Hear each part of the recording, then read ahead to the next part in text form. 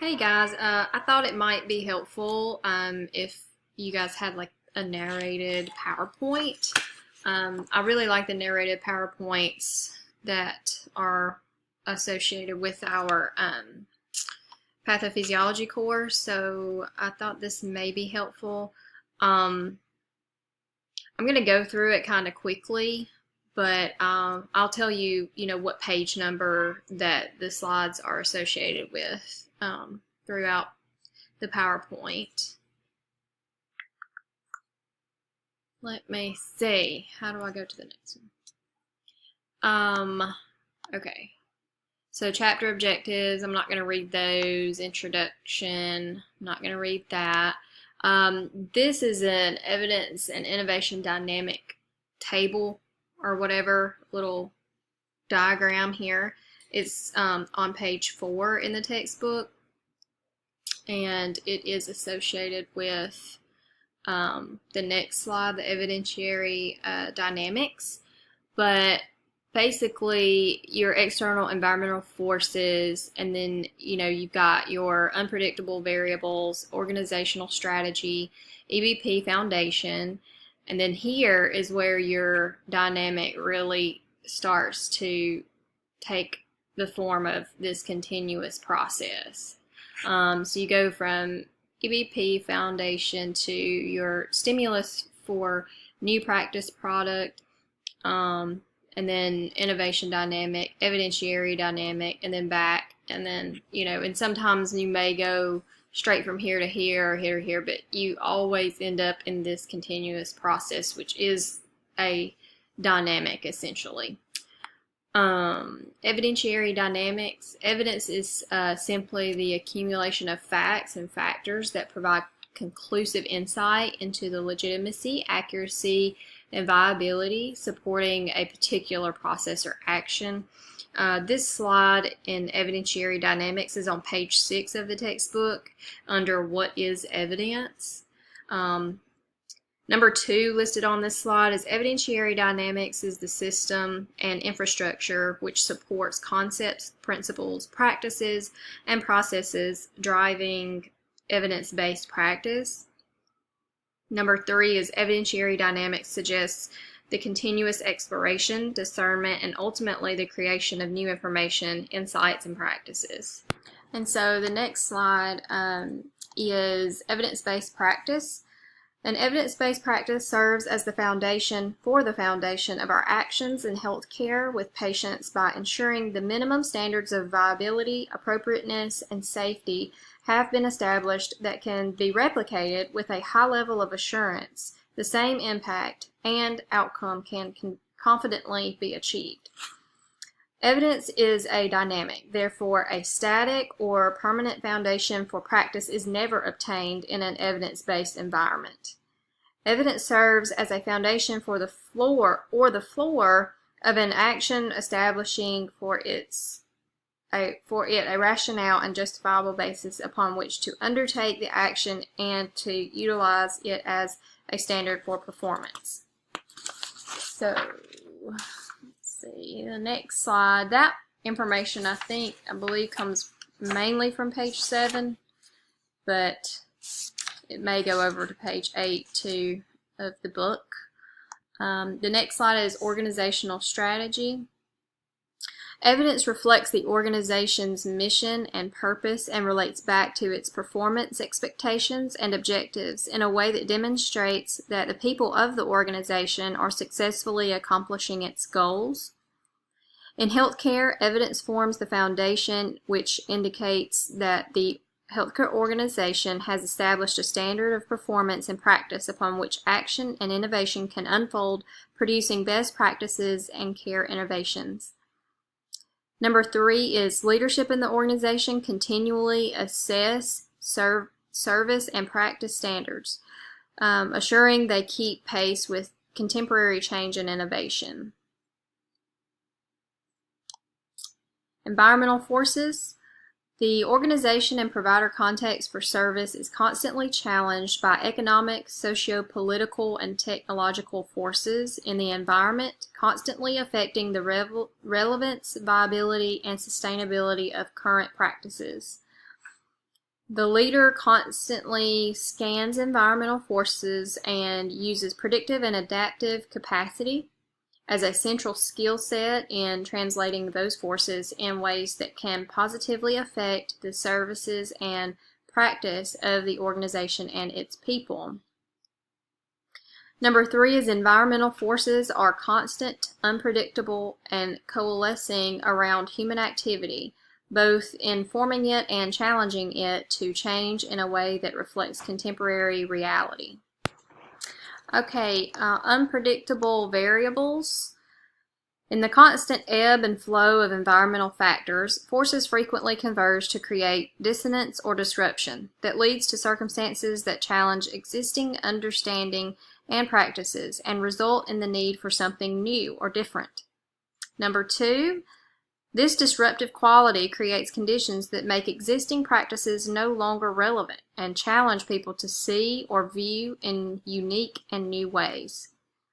Number 3 says the need for innovation generates from these unpredictable variables and the demands they create for new or different insights, practices, and products.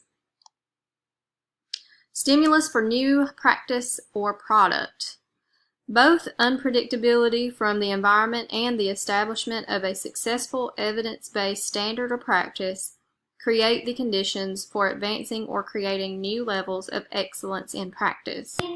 Once an evidence-based practice has been successfully established and achieved at a measurably consistent level, its sustainability at that high level diminishes over time, requiring an innovation or substantive change in practice. This is a mouthful. Number 3, changing conditions in the environment and advances in knowledge and technology constantly create the conditions that challenge existing understanding and practice, always lending to innovation. That's just a really, really fancy way of just saying that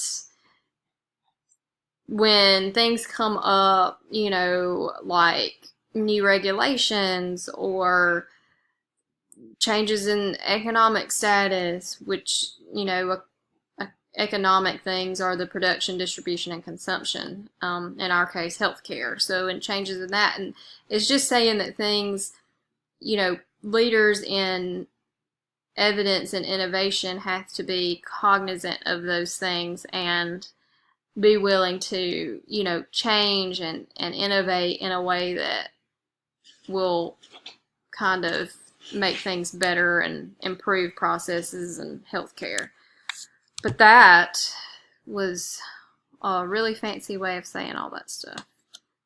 Okay, the next slide, and that's just my opinion and my thoughts on that. If you guys have any extra thoughts, you can leave them down below the video. Maybe we can communicate that way, but that's what I got out of it. I don't know, maybe you guys have some better thoughts or further thoughts on that. But so innovation dynamic. The innovation dynamic says that innovation is the creation or production of something that does not now exist. It is not an improvement or enhancement of existing products or practices.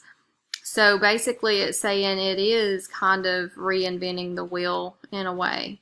Innovation cannot be created or generated unilaterally or at the top of an organizational system. Innovation generally occurs at the point of service utility, where the demand for it and its use is generated. Number 3 says innovation demands the human response to definitive change generated by economic, socio-political, and technological forces and requiring new knowledge, practices, and products as a response to that demand.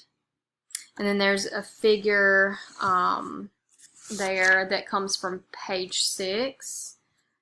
I'm sorry, I'll change the slide so you can see what I'm talking about. But that one is on page 6, and it just says you got satisfaction, quality, price. It's all interrelated and impacts our goal of a healthy nation.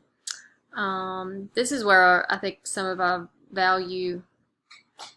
metrics and value-based things come from. And there's another one too further on into the PowerPoint. So I really like this slide. This from volume to value practice. This is a really great concept here, and I feel like it's super important for healthcare to move in that direction. But the table is on page 11 in the textbook, and it says yesterday, the volume, you know, focusing on volume yesterday, procedural, positional, subordinate, task, ritual, and routine, volume of work, hospital-based, and treatment and intervention. And then tomorrow, we're value-based. So we're thinking in terms of value and not in just terms of volume. So tomorrow's vision of value is evidence, mobile, instead of positional, we want to be mobile. Instead of subordinated, we want to be partnered. Instead of task, ritual, and routine, we want to make an impact and make a difference. Instead of focusing on the volume of our work, we want to practice on the value of our practice. Hospital-based, we want a continuum focus. We want to take care of people on a continuous basis in a holistic way. And again, these are just like my thoughts of what I got, you know, the ideas and thoughts that I derived from reading the information. So again, if you have anything further to share or any other view on this material, please feel free to share that. And then the last one, instead of being focused on just the treatment or intervention, we want to focus on the health and patients being patient-centered, the treatment and the intervention actually being patient-centered. So I really like that slide, and I think it's very important in this healthcare movement toward value practice. The next slide kind of elaborates a little bit more. It says evidence as a movement. It's on page 12. The leader creates an environment that challenges people to see evidence-based processes as a dynamic where information keeps growing and ultimately changes practice. All practice is dynamic and therefore constantly changing. It cannot remain static. Because of this dynamic, practice either advances or regresses. It never remains the same. A slavish addiction to permanent ritual and routine, policies and procedures, tasks and processes ultimately results in diminishing performance and decelerating metrics of value and patient impact. The next slide is innovation and evidence, and this information is on page 13. Number 1 states, evidence demands grounding in the rigors of scientific process and analysis. Innovation, on the other hand, requires an environment that is open, responsive, reflective, challenging, and enabling. Innovation demands that the leader demonstrates the capacity to be responsive, discursive, flexible, and challenging. Number 3, evidence requires the discipline of scientific and practice process, and innovation requires a leader to create an environment where practitioners fully experience autonomy, openness to the new, creativity, and the generativity of collective wisdom. And what I gather from this slide is just that, you know, we can't all of this seems to be saying the same thing, you know, in a sense, is that we have to be mobile. We have to be willing to look at the information and the best evidence provided at that time and make changes to better benefit our patients and communities. It's just saying things in a very fancy way. The next slide is another diagram, and it says, I think the time is about to run out, but it's on page 21, the cybernetic interface of innovation and evidence, and the cybernetic model for evidence and innovation. And the actual text and information starts in on page 19, but the model there listed on this slide is actually on page 21. And I think I'm about